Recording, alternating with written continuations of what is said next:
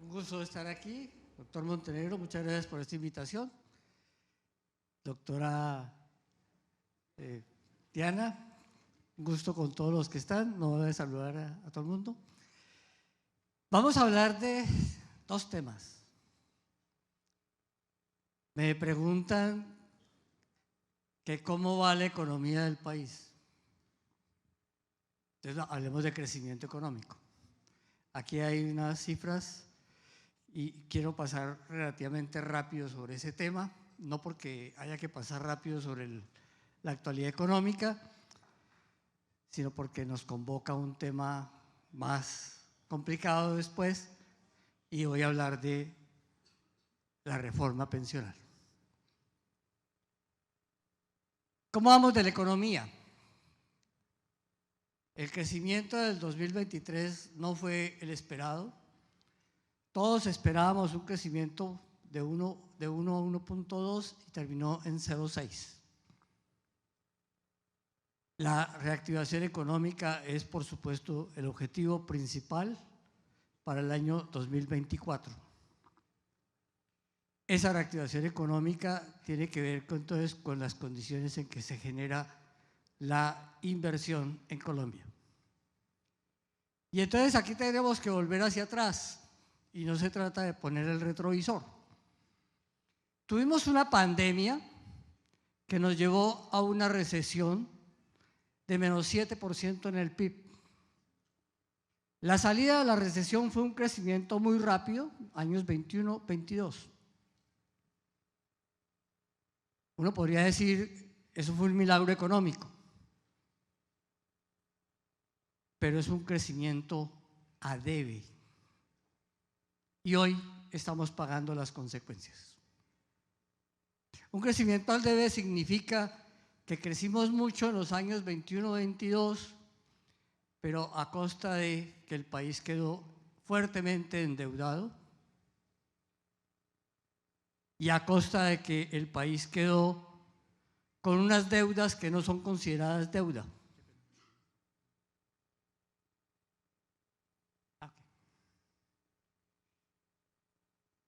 De que el país quedó con unas deudas que no son consideradas deuda. Y entonces estamos hablando de un escenario de deuda que en la práctica tiene tres connotaciones. El país quedó con tarifas congeladas en combustibles. Eso no entra en los indicadores de deuda pública. No está considerado en ninguna parte en los indicadores de deuda pública.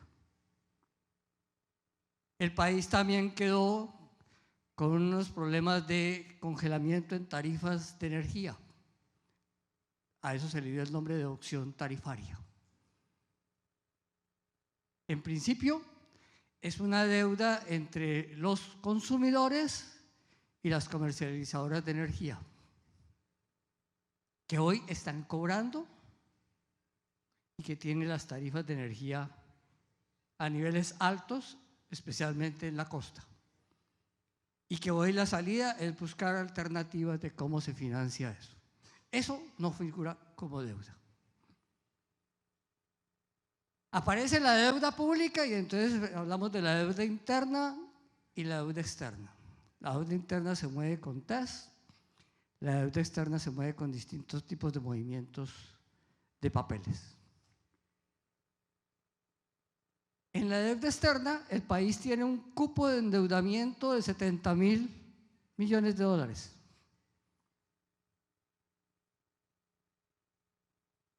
Y ese cupo es flexible. Quiere decir que uno llega, tiene el nivel y en la medida que se endeuda, el cupo se va cerrando, en la medida que se paga, el cupo se va abriendo. Es decir, el cupo sube, la posibilidad de usar el cupo sube o baja según cómo nos vayamos moviendo en términos de el pago o el crédito. Pero en pandemia, el gobierno expidió una serie de decretos de emergencia con los cuales se endeudó sin entrar en el cupo y sin que pasara por autorizaciones de la Comisión Interparlamentaria de Crédito Público. Ese endeudamiento, el más importante, fue con el Fondo Monetario Internacional, pero más otros, no fue el único. Esas deudas tienen vencimiento en los años 24 y 25. Cuando se pagan, como estuvieron por fuera del cupo, no abren cupo, pero sí hay que pedir, sí hay que buscar los recursos para pagarlo. Entonces, hoy estamos pagando varias deudas. El crecimiento debe, lo estamos pagando hoy. Hemos tenido que pagar el déficit del Fondo de Estabilización de Precios de los Combustibles, que en el año 2022, producto del congelamiento, quedó en 37 billones de pesos. ¿De dónde se está pagando? Del presupuesto. Entonces, un flujo de caja entre la nación y Ecopetrol.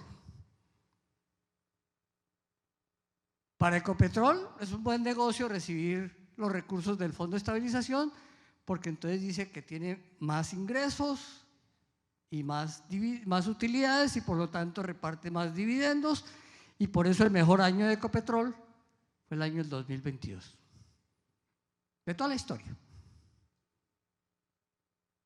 En el 2023 el gobierno le pagó el déficit del 2022, 37 billones. Una parte la había dejado pagada el gobierno anterior y la otra la pagó este gobierno. Y se tomó la decisión de descongelar los precios de los combustibles. Eso permitió entonces que el déficit del Fondo de Estabilización de Precios de los Combustibles se redujera. Y un déficit de 37 billones que hubo en el 2022 se bajó a 20 billones en el 2023. Esos 20 billones del 2023 se pagan ahora, en el 2024. Se paga con un año de retraso. Ese es el acuerdo que existe con Ecopetrol. Se paga con un año de retraso. Pero igual, hay que pagar. Descongelar el precio de los combustibles lo que hace es reducir el tamaño del déficit y tratar de que hacia adelante no exista déficit.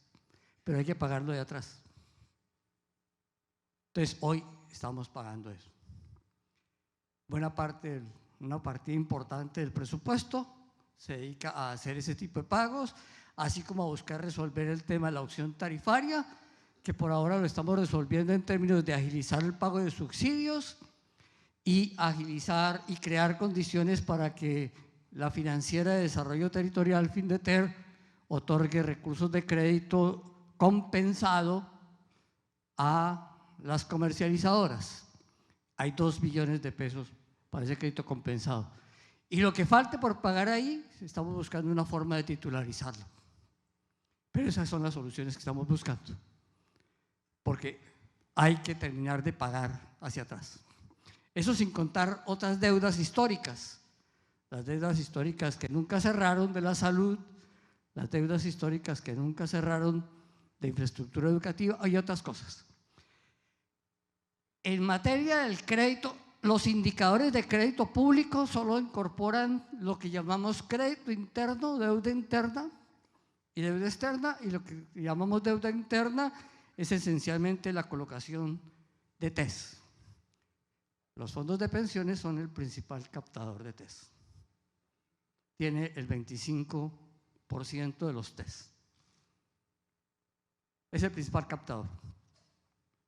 No es el único. Y en deuda externa estamos afrontando el perfil de vencimientos que tenemos en el año 24 y que tenemos en el 25. En el 23 logramos paliarlo y en el 23 se pagaron en total de crédito interno y externo 85 billones de pesos. Está previsto para pagar este año 96,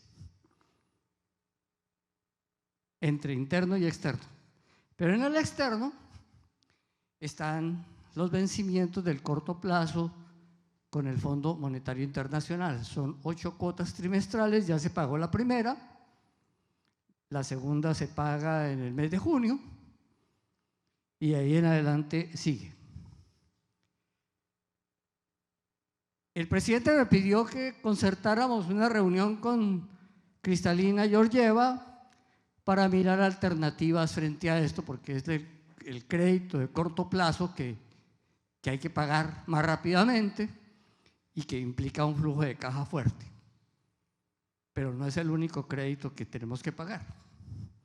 Entonces es un poco mirar alternativas de qué tanto podemos reorganizar el perfil de vencimiento de los créditos, porque el acumulado del endeudamiento del año 2020-21 se concentra en pagos entre 23, que ya pasó, 24, que es este, y 25, y lo que estamos tratando es de correr hacia adelante, porque no podemos simplemente concentrarnos en eso. Si solo nos concentráramos en eso, en el 25 tendríamos que pagar 125 billones de pesos. Si tenemos que pagar 125 billones de pesos en el 25, no hay recursos para inversión. Todo lo que paguemos en deuda reduce las posibilidades de inversión. El debate, por decirlo así, es: ¿pagamos deuda o invertimos? ¿O cómo equilibramos las dos cosas? Esa es en realidad la discusión macroeconómica más importante que tenemos. Para el presupuesto del 2024, esa situación se equilibró. En el 2024 estaba previsto que pagáramos 105 billones, al final el presupuesto bajó a 95, 96, que es lo que está previsto pagar este año, y logró aumentarse la inversión pública hasta 99. Pero para lograr aumentar la inversión pública fue compensando bajar la inversión y trasladarla hacia otros años. Hoy empieza la discusión del presupuesto del 2025 y ya volvimos al mismo dilema: ¿cuánto ponemos en deuda y cuánto ponemos en inversión? Porque si ponemos en deuda todo lo que está previsto en términos de amortización de capital más intereses, el espacio de la inversión se reduce. Ese es el dilema macro. ¿Qué necesitamos en Colombia? Que la reactivación económica se dé. La deuda no reactiva la economía, la inversión sí. El pago de deuda deja claramente al país en buenos términos internacionales y nacionales, como un país cumplidor de sus compromisos, pero la inversión no se da. Podemos hacer las dos cosas: seguir quedando bien en el mercado internacional, pero buscar recursos para la inversión. Esa es la discusión que se abre en términos de cómo honramos los compromisos de deuda. Esa es la principal implicación del crecimiento económico. Aquí está el mayor reto. Los otros retos se han venido desarrollando. Esta es la inflación. El país tiene un proceso de control de la inflación. Llevamos 12 meses continuos con tasa descendente de inflación y ya llegamos a 7,4. En marzo del año pasado estábamos en 13,3 y se suponía que íbamos a seguir subiendo, que el país iba a desbordar en materia de inflación. La realidad es: la inflación está bajando y ya la tenemos en un momento en el cual la discusión con el Banco de la República es a qué velocidad hay que bajar tasas de intervención. En diciembre, el Banco de la República aceptó bajar las tasas en 25 puntos. Llevamos 3 reuniones bajando tasas. La tasa estaba en 13.25 al mes de noviembre de 2023. Hoy está a 12.25, han bajado 100 puntos. Pero la inflación ya está en 7.3, 7.4. Eso quiere decir que tenemos una tasa real que ha venido creciendo, y esa tasa real creciente es un obstáculo para el cierre financiero de muchos proyectos. Aunque el cierre financiero no se hace con la tasa de intervención, sino con las tasas de colocación de los bancos comerciales.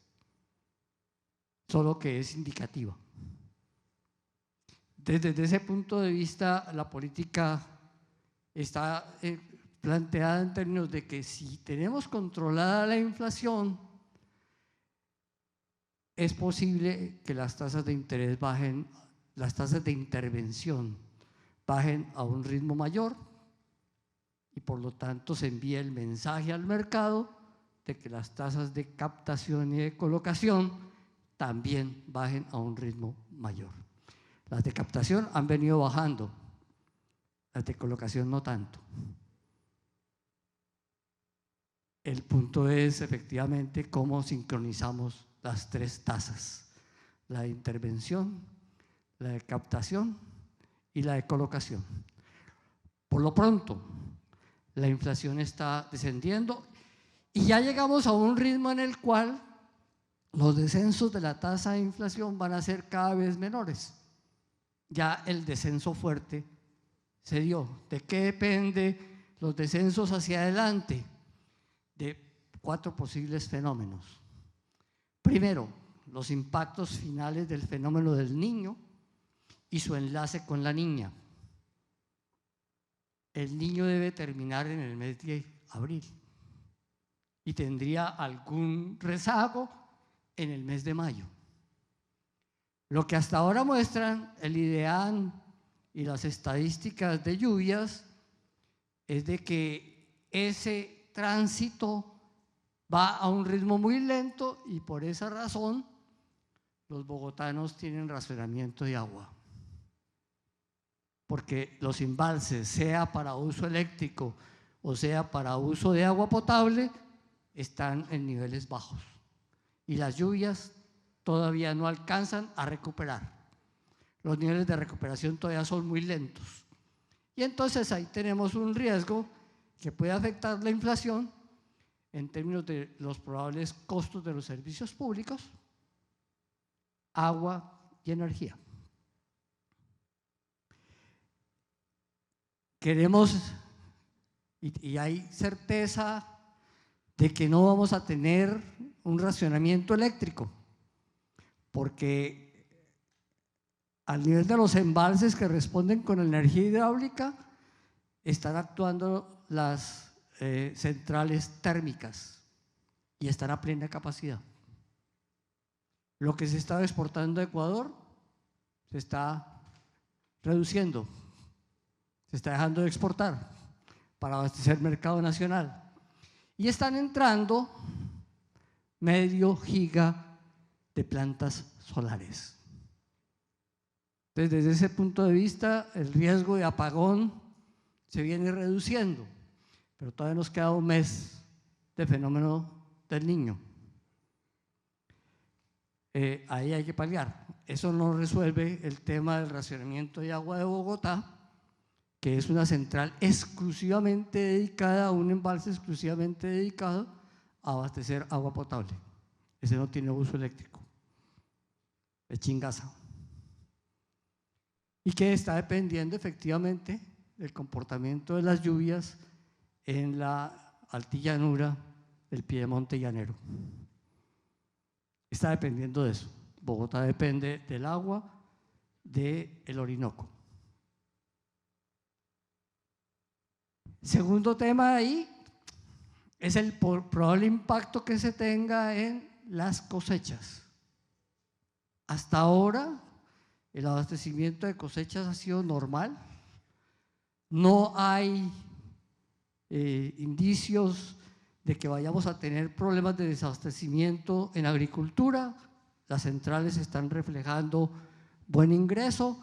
Las cifras que entrega el CIPSA revelan que efectivamente tenemos dotaciones y que la probable afectación estaría en los daños generados por un efecto climático de sequía o de inundaciones cuando entre la Niña. Ese tendría algún impacto. Por lo pronto, el índice de inflación de alimentos es más bajo que el del promedio. Hay buen abastecimiento. Tenemos los problemas es por este lado. Queda pendiente, y es un tercer factor, el impacto en los combustibles. Se cerró en el 2023 la brecha en gasolina. Se cerró bajo la expectativa de que teníamos el petróleo a $76 el barril y que teníamos una tasa de cambio alrededor de 4.000 pesos. Bajo esas condiciones, el precio de la gasolina está manejándose al nivel internacional. El precio del petróleo volvió a subir, llegó a ponerse a $93 y esa es la implicación que tenemos en una tasa de cambio por alrededor de 3.800. Eso combinado implica que el precio de la gasolina se sostiene, pero puede volverse insostenible y entonces volvernos a generar algún hueco en la brecha entre precios nacionales e internacionales, y lo que hemos dicho con gasolina es que este año debe quedar flotando en términos de qué resulta de todo este proceso para irlo ajustando y no volver a acumular una brecha. Eso en gasolina, pero queda por cerrar la brecha del diésel. El déficit del Fondo de Estabilización de Precios de los Combustibles del 2023 de 20 billones de pesos se divide entre 16 billones diésel, 4 gasolina. En el 24 no hay déficit de gasolina, permanece el del diésel. Bajo las distintas condiciones en que se den los precios internacionales y la tasa de cambio, el déficit del 2023-24 se calcula en 12 billones de pesos en diésel. Por lo tanto, efectivamente tenemos que ir examinando las condiciones en que esto se dé, y ese es un riesgo sobre la inflación que podría presentarse. Ese riesgo significa que tenemos que hacer políticas muy direccionadas alrededor de cómo mantener o modificar el precio del diésel. La primera medida que va a sacar el gobierno es ajustar el precio del diésel de grandes consumidores. Estamos en ese proceso. Y la segunda medida es examinar realmente dónde están los núcleos de transporte que afectan la canasta familiar. Y entendemos que son dos: el transporte masivo de pasajeros y el transporte de alimentos. Entonces estamos identificando, buscando identificar claramente cómo es la situación del parque automotor para poder saber quiénes son los transportadores que mueven alimentos en Colombia. Las centrales de abastos dicen que los camiones o los transportes que entran a las centrales de abastos con alimentos son por lo general camiones de menos de 10 toneladas. Tractomulas no entran a las centrales de abastos. Las tractomulas mueven otro tipo de carga, no alimentos. Queremos identificar claramente los que mueven alimentos, que son los que tienen un impacto tendrían un impacto sobre la canasta familiar. Esos son procesos que estamos examinando hacia adelante en materia de cómo movernos. Esto que está ahí en la gráfica es la tasa real que hoy tiene la tasa de intervención. No sé que moví, que quedó en esta gráfica.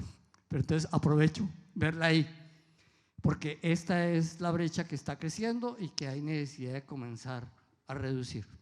Por lo pronto, la tasa de inflación tiene esos tres niveles de dificultades que podríamos afrontar en el corto plazo, y el cuarto serían temas imprevistos, que siempre pueden presentarse y que afecten en alguna condición la situación de precios, sobre todo en materia de precios regulados, que es lo que hasta ahora ha tenido mayor impacto sobre la inflación. Esas son las implicaciones que hoy tenemos. Entonces, con este control, la inflación y la política de tasas de interés van de la mano, y la expectativa es que en la próxima reunión de la Junta Directiva del Banco de la República vayamos a un nivel en que siga reduciéndose las tasas, y el mensaje que se envía a la economía es hora de bajar tasas y es hora de permitir el cierre financiero de varios proyectos que hoy están parados. Eso es tema crecimiento económico, y déjeme hasta ahí ese tema y hablemos de pensiones. Por aquí hay otra presentación de pensiones. Esto es la que iba a hacer en el Congreso de la República, en el Senado, el día de antier, el miércoles. Esa es exactamente la que iba a hacer. Bien, todos aquí saben que el sistema pensional en Colombia, de competencia entre fondos privados y régimen de prima media, no ha funcionado de la mejor manera, y que ese arbitraje está resultando hoy en la salida masiva de personas de los regímenes de los fondos de capitalización hacia Colpensiones, y que de no hacerlo, de no hacer una reforma, vamos a seguir manteniendo una salida indiscriminada y masiva que le quita recursos a los fondos privados, pero tampoco resuelve el tema de las pensiones de los colombianos. Simplemente nos deja en un proceso caótico de traslado de un sistema al otro. Me dicen, es que eso es competencia desleal. Es el mercado. Es lo que ha quedado del sistema, de esa competencia que terminó siendo no la mejor situación. No sé si ya está.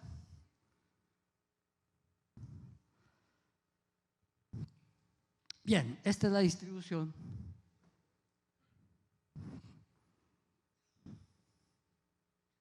Esta es la distribución que hoy tenemos en Colombia. Tenemos, en términos reales, que en los fondos de capitalización hay 18 millones de afiliados, y en Colpensiones 7 billones. En la práctica tenemos 25 millones de afiliados. Es decir, toda la población económicamente activa está afiliada. Técnicamente toda la población económicamente activa está afiliada. Y superamos, más del 100% de la población económicamente activa está afiliada. Pero solo el 40% cotiza. Cotiza efectiva y regularmente, con todas las implicaciones que tiene esto sobre los puestos de trabajo. Es decir, lo que está cotizando es el puesto de trabajo, independientemente de quién es la persona que esté ahí. Como las personas rotan en los puestos de trabajo, lo que tenemos garantizado es que el 40% cotiza, pero unas veces es uno y otras veces es otro. Esa es la situación real del sistema. Tenemos entonces una cantidad de cotizantes por régimen que son 7.655.000, en los fondos privados 2.734.000 en Colpensiones. 10 millones de personas están cotizando. 10 millones de personas están cotizando, 74% fondos, 26% Colpensiones. Al otro lado, la cifra nos dice que tenemos alrededor de 1.900.000 pensionados. 1.654.000 en Colpensiones, que es el 84%, y 320.000 en los fondos, que es el 16%. Esa es la situación real que tenemos del sistema. Aquí no está contabilizado los regímenes especiales y exceptuados. Los regímenes especiales están marchitos, ya no debe llegar nadie, pero todavía tiene más de 450.000 pensionados. Están agrupados en el FOPEP y en el FONPET, en el Fondo de Pensiones Públicas Nacionales, que está administrado desde la OGPP y el Ministerio de Trabajo, en términos de cajas pagadoras, y el FONPET, que es el Fondo de Pensiones Territoriales, que está administrado en el Ministerio de Hacienda y que tiene su propia situación de movimiento de caja. Ahí todavía estará. Repito, en estas cifras no están ellos. Tampoco están los regímenes exceptuados de la Ley 100. A eso se le llama que no están incluidos aquí ni maestros, ni Fuerzas Armadas, ni policía, ni Ecopetrol. Todos ellos quedaron exceptuados de la Ley 100 y entonces mantuvieron sus condiciones. Hoy los maestros ya están incluidos en la Ley 100, pero todavía se manejan aparte. Está en el FOMAC, el Fondo del Magisterio, que para cubrir pensiones requiere que el Estado le pague, porque lo que recaudan por cotizaciones no les alcanza para pagar a los pensionados y nunca, como el resto del sector público, nunca realmente tuvieron un fondo que acumulara recursos. Lo mismo sucede en las cajas de sueldo de militares, CREMIL y CASUR y policía. CREMIL y CASUR. Algo similar sucede. Aquí en estas cuentas no están incluidos ellos. ¿Cuántos son ellos? Aproximadamente en materia de personas activas puede haber 700.000 personas que cotizan a sus en sus respectivas instancias, porque no se acumulan los recursos en un fondo. Los maestros cotizan hacia el FOMAC, los militares y los policías quedan descontados sus cotizaciones en las nóminas, pero CREMIL y CASUR no administra eso. CREMIL y CASUR solo administra cuando el militar y el policía van a retiro. A partir de ahí, administra. Pero ¿quién administra lo que cotizan? Eso se queda en las cajas respectivas del Ministerio de Defensa. No hay acumulados. Son aproximadamente 600.000 personas activas y hay allí más de 300.000 pensionados que también van pagados por el Estado. El Estado paga 4 puntos del PIB en pensiones. 3 puntos del PIB van dirigidos a regímenes especiales y exceptuados. 1 punto del PIB va dirigido a cubrir el faltante en Colpensiones de estos 1.650.000. Es decir, en la práctica, si uno suma el resto, en Colombia hay alrededor de 2.700.000 pensionados.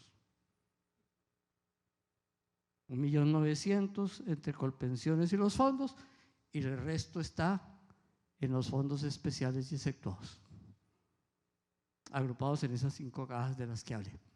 Bueno, esa es la situación de las cifras que hoy tenemos.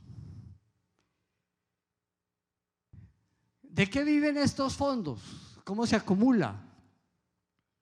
El régimen de prima media recibe la cotización y 13% de esa cotización va al fondo común en raíz, y esta es una discusión de la cual algún senador me acusó de mentiroso.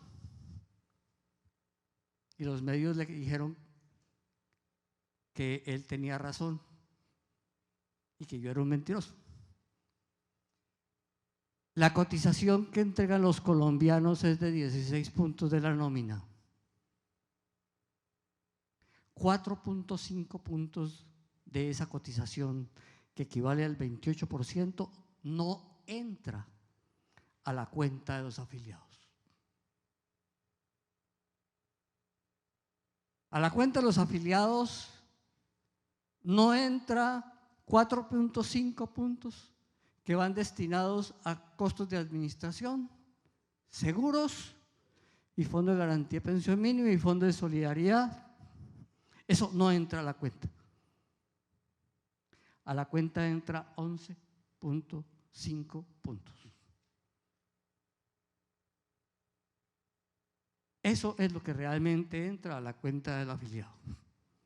11.5 puntos entra a la cuenta de ahorro individual. Cuando se plantea esta reforma, lo que hay que señalar de entrada es un principio esencial de las finanzas públicas. Las cotizaciones recaudadas para pensiones tienen destinación específica. Es para cubrir pensiones. Independientemente que entren a los fondos privados o que entren a Colpensiones, esa plata es de los cotizantes.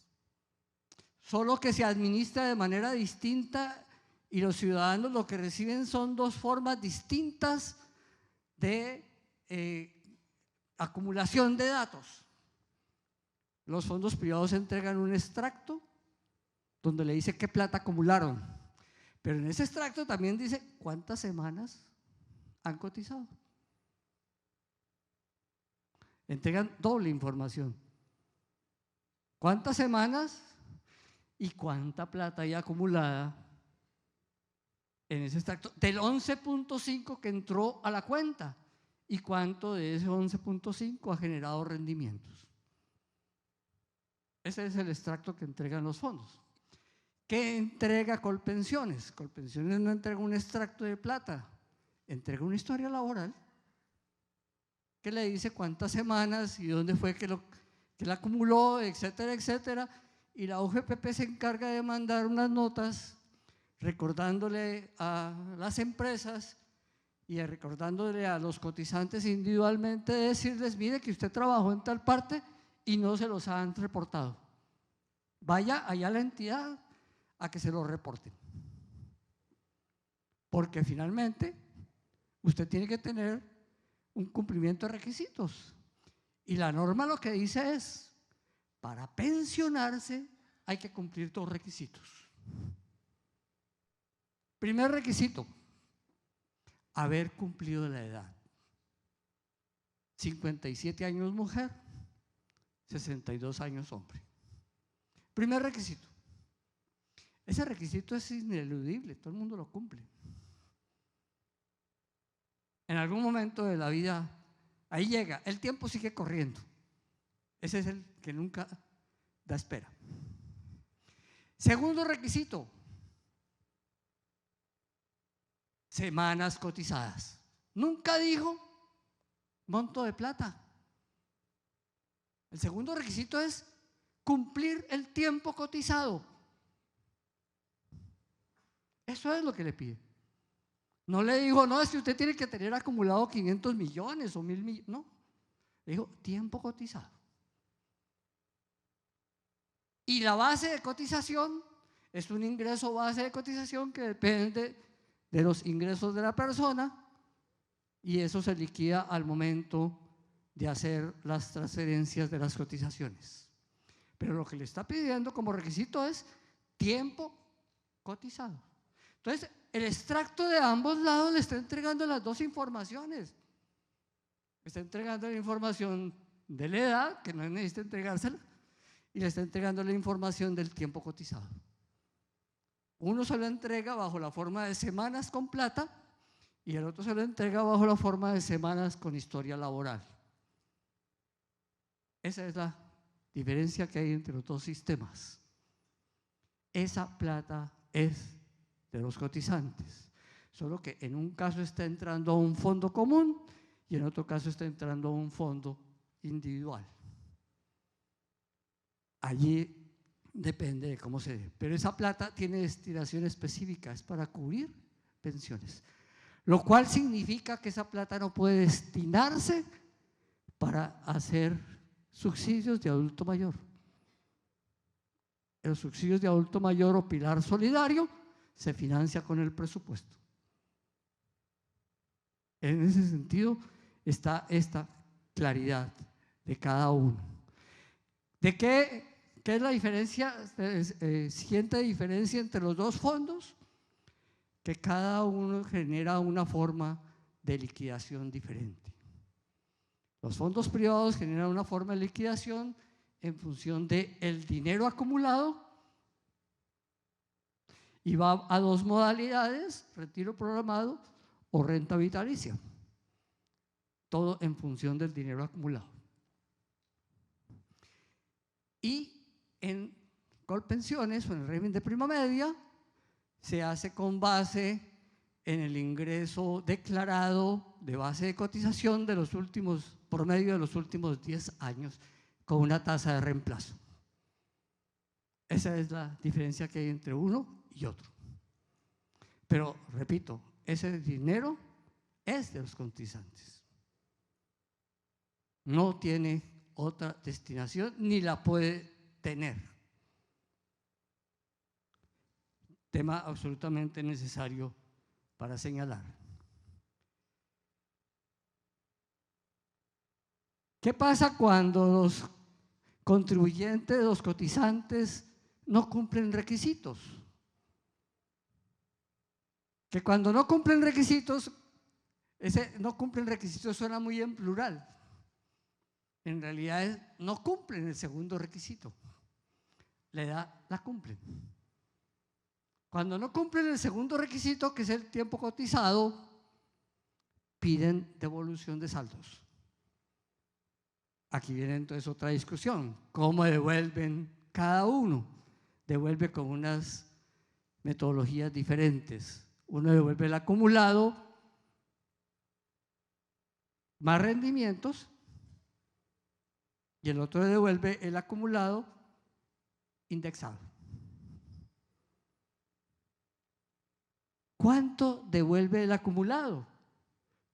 El 4.5 que nunca entró a la cuenta, nunca se lo van a devolver. Solo le devuelven sobre el 11.5 que entró a la cuenta. El otro nunca se lo van a devolver. Pero ese es un tema de la lógica de la evolución de saldos. Ambos devuelven saldos, cada uno con una metodología de liquidación diferente. Esto es lo que ha habido. Ahora hablemos del ahorro. ¿Cuánto es el ahorro y qué es el ahorro?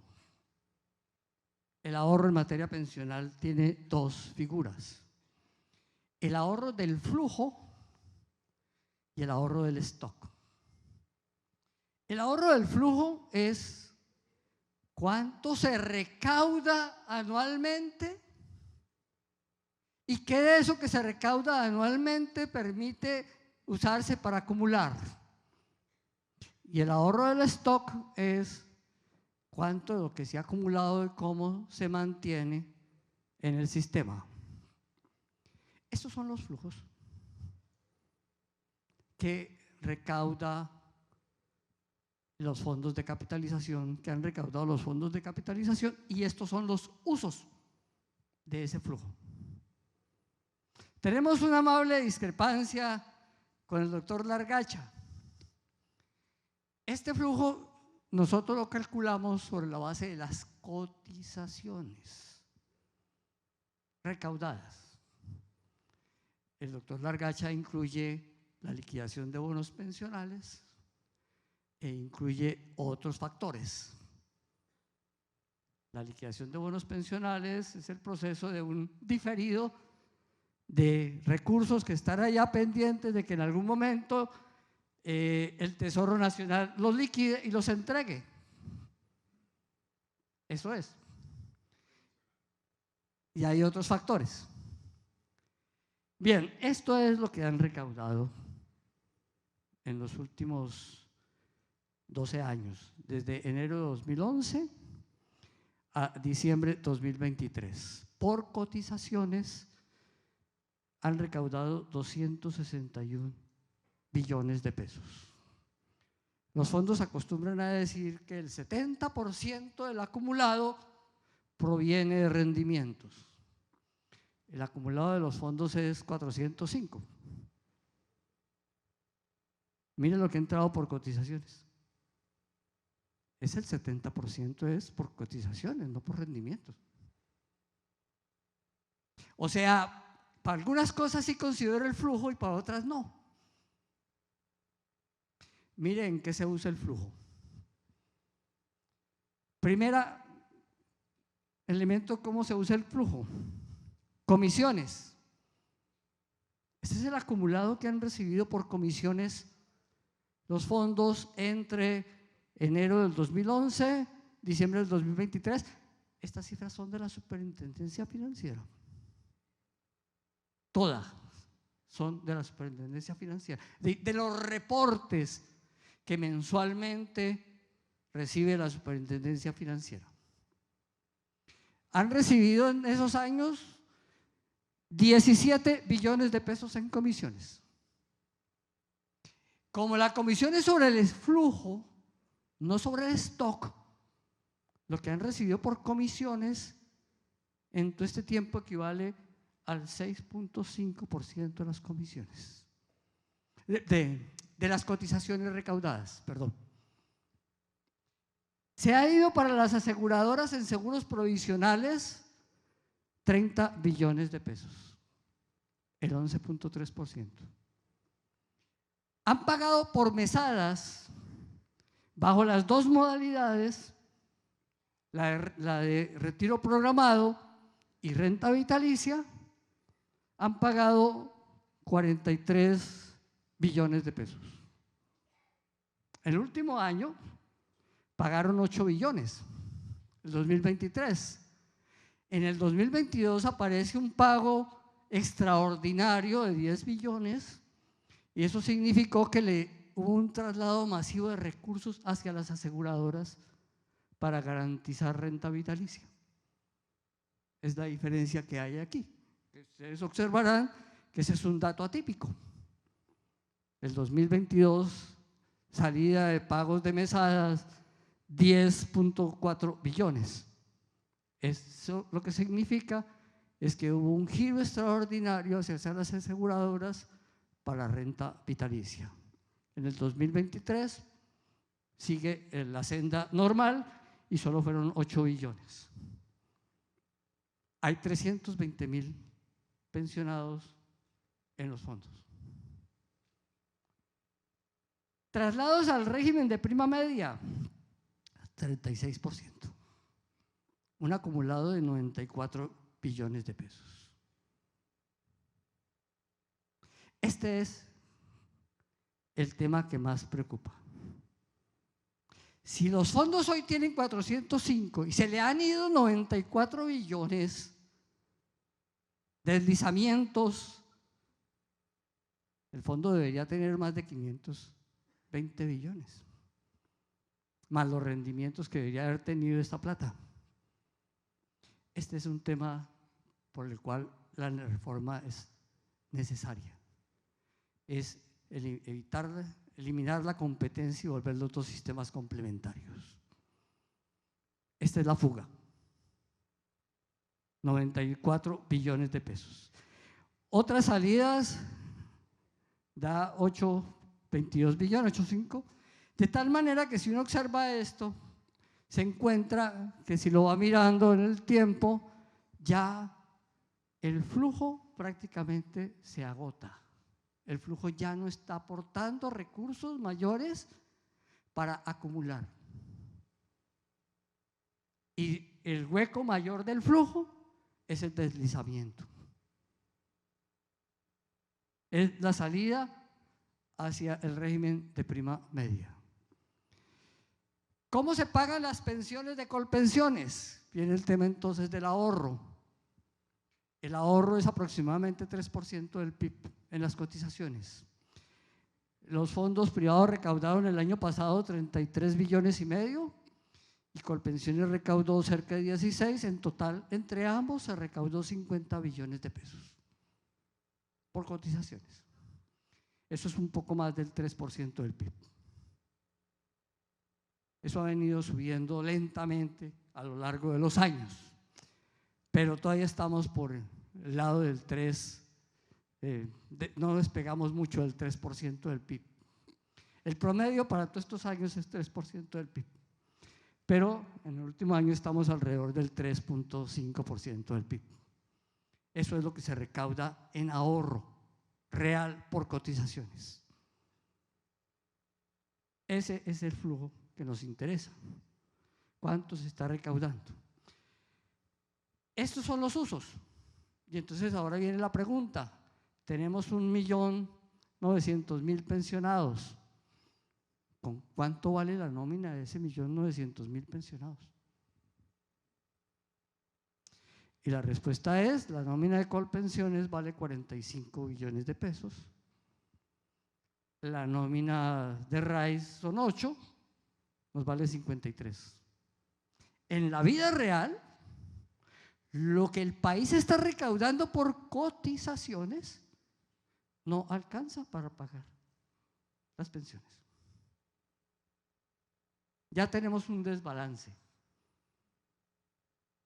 ¿Cómo se está cubriendo ese desbalance?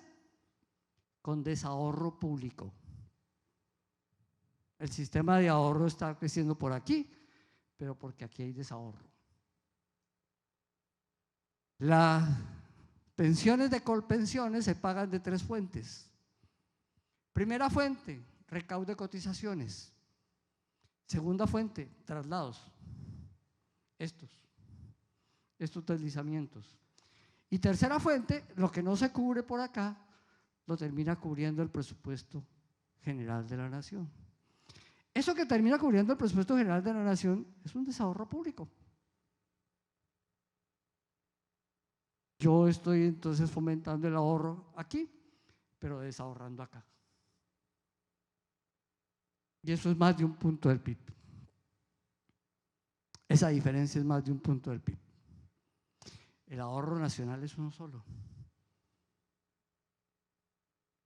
Cuando miramos las discusiones con el doctor Largacha sobre bonos pensionales, el bono pensional simplemente es una solicitud diferida al Estado para que pague una liquidación de unos test de hace mucho tiempo. Eso también es desahorro público. Obviamente, contablemente le decimos es gasto público. Pero aquí el tema es cómo estamos nivelando el ahorro entre unos y otros, porque el ahorro finalmente nacional es uno solo, que es el stock. Ese stock está generando rendimientos y ese stock hay que mantenerlo. Pero en el corto plazo y en la medida que se organiza el sistema, el flujo hay que reordenarlo. El flujo hoy tiene esta salida masiva de fondos hacia Colpensiones. ¿Cuántos han salido? El número de afiliados trasladados de raíz al régimen de prima media está aquí, año a año.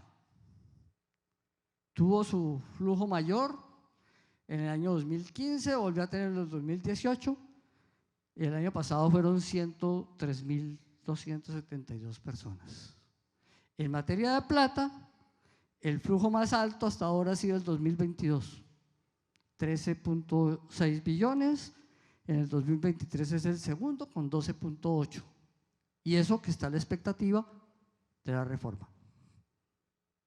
Que se supone que la expectativa de la reforma había diferido el interés de las personas de trasladarse, esperando los resultados de la reforma. Bueno, este es el proceso con que estamos.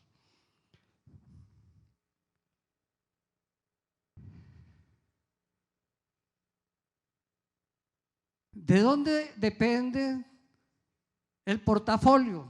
Un tercer tema que hay que mirar, o otro tema que hay que mirar, es que lo que se busca es garantizar la existencia de un fondo de ahorro. Hoy ese fondo de ahorro que está en los fondos privados, Colpensiones no tiene fondo, y Colpensiones no tiene fondo es sencillamente porque todo lo que le entra se utiliza para pagar, y como no le alcanza, el Estado cubre la diferencia, entonces por eso no tiene fondo. El fondo es en el lado privado. Los fondos nos dicen es que nosotros generamos muchos rendimientos. Perfecto, muy bien, ese es el papel. Los fondos tienen 146 billones en TES. Es decir, el principal papel que genera rendimientos es la deuda pública. Sí, es uno de los objetivos de estos mover el mercado de capitales. Pero entonces también deberían decirnos, cuando nos entregan el informe de rendimientos, que la tercera parte de esos rendimientos proviene de ese ahorro público, que es el pago de los intereses de la deuda pública. Esa es la distribución de TES en Colombia, y los fondos de cesantías tienen el 30%. Primero, los principales tenedores. Bien, voy a una parte para concluir este proceso. Está la discusión, antes de ir a ese punto, de discusión de cuál es el umbral, que podríamos hablar de umbrales y qué sería sostenible. Hablemos de este tema que es también de reflexión. En pensionados tenemos 84% en Colpensiones, 320.000, que es el 16% en los fondos. Hay tres riesgos: vejez, invalidez y sobrevivencia. En vejez hay 1.372.000 pensionados en Colombia. 1.196.000, 87% están en Colpensiones, y 176.000, el 13%, están en los fondos. Miren entonces las proporciones. Tenemos un segundo riesgo que es invalidez, está de último aquí, en el cual en Colpensiones hay 80.540, el 58%, y en los fondos 57.194, 41%. Miren ustedes cómo cambian las proporciones fuertemente. En los fondos hay una proporción muy alta de pensionados por invalidez. Y el tercer riesgo, sobrevivencia. Tenemos 464.000 personas por sobrevivencia en Colombia, de las cuales 377.000, 81% están en Colpensiones, y 86.000 en los fondos. ¿Cuál es lo llamativo de esto? Que estas son las cifras en términos de proporciones. Esto es lo llamativo. En sobrevivencia podrán ustedes observar esta situación. En Colpensiones hay 327.000 mujeres, solo 49.000 hombres. Sobreviviente puede ser cualquier persona simplemente que esté bajo los rangos y las condiciones de cumplimiento de la condición de sobrevivencia: cónyuges, hijos, etc. Resulta bien de reflexión mirar el tipo de sobrevivencia que hay en los fondos. Hay 67.000 hombres y solo 19.000 mujeres. Hay algo raro aquí. Hay una condición curiosa. ¿Dónde están los siniestros? ¿Y quiénes son los siniestros?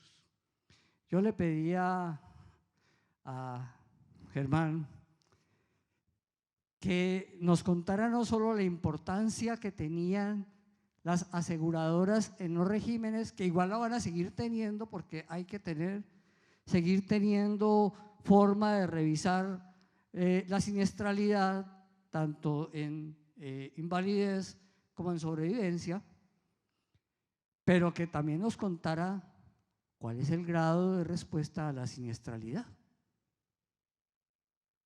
y cómo es esa siniestralidad. Esa es una discusión que también tenemos que fortalecer. Lo curioso de esto, lo que estoy señalando, aquí hay una sobrevivencia que no correspondería a la que uno siempre esperaría bajo ciertas condiciones. Al final, en última instancia, después de invalidez y sobrevivencia, terminamos teniendo en Colombia 1.069.000 mujeres pensionadas y 905.528 hombres. ¿Dónde se desbalancea esto?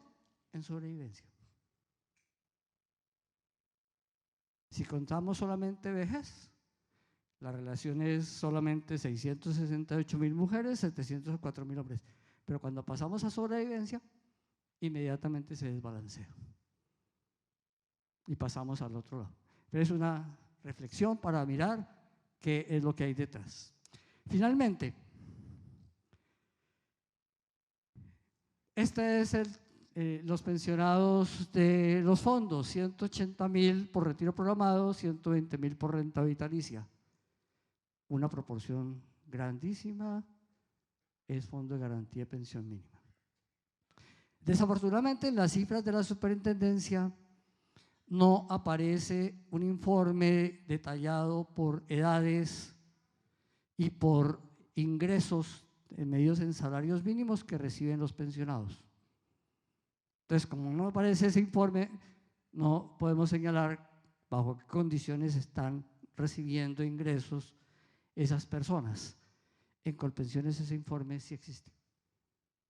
Y tenemos entonces cuántos pensionados son de un salario, de 2 salarios y de 16 salarios para arriba. Esa es una de las deudas del sistema de información en Colombia.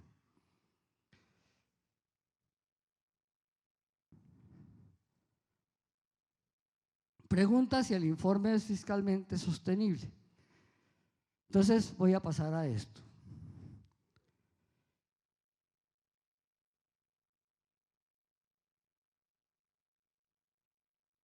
El Ministerio de Hacienda entregó un concepto fiscal el año pasado, y aquí debemos ser precisos. El Ministerio de Hacienda sí entregó un concepto fiscal en salud y entregó un concepto fiscal en pensiones. Y entregó un concepto fiscal que plantea ciertas condiciones y limitaciones. Y evidentemente en la discusión de salud, que no la voy a hacer hoy, lo que señala es que hacer régimen de prevención implica hacer inversiones fuertes en corto plazo, que no se han hecho, y que no son reemplazadas por lo que se pueda reducir en media y alta complejidad. Por lo tanto, el costo de corto plazo implica un gasto mayor para poder cubrir y comenzar a hacer prevención. Ese es el concepto de salud. Hay que cubrir lo que hoy no se hace. En pensiones, separemos el pilar solidario del pilar contributivo. El pilar solidario requiere recursos. El pilar contributivo, que es en última instancia el eje de esta discusión, revela que en el escenario sin reforma tenemos un desbalance de menos 59,8 y después de reforma ese escenario se reduce a 54. Es decir, tenemos un ahorro real de aquí al 2070. Si el umbral cambia, esto es con un umbral de 3 salarios. Si el umbral cambia, queda una pregunta. ¿Hasta cuántos años aguanta el fondo que se crea sin cambiar otros requisitos? Es decir, sin hacer una reforma en otros temas, sino solo con lo que está planteado. En algún momento habrá que cambiar edades, habrá que cambiar otras cosas. Y nos dice esto: si el umbral fuera 4 salarios, el fondo llegaría hasta el 2074. Con 3 salarios llega al 2070, con 2,5 llega al 2069, con 2 salarios llega al 2065, con 1,5 llega al 2051 y con un salario no hay fondo. Colpensiones no tendría plata para acumular. Simplemente llega la plata y se va, pagando a los pensionados.